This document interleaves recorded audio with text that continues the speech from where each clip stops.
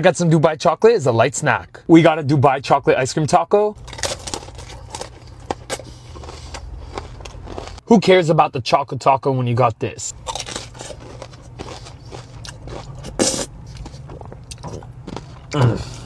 Y'all need to tell me the genius that came up with strawberries and Dubai chocolate. I really shouldn't be, but I could eat this all day. Now we have a Dubai chocolate cheesecake. Cheesecake in Dubai is something I needed in my life. Dubai chocolate brownie. Soft on the inside, crunchy on the outside.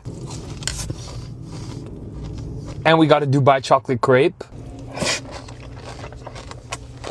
That inside is stuffed to the brim. I got the sugar rush I need because it's definitely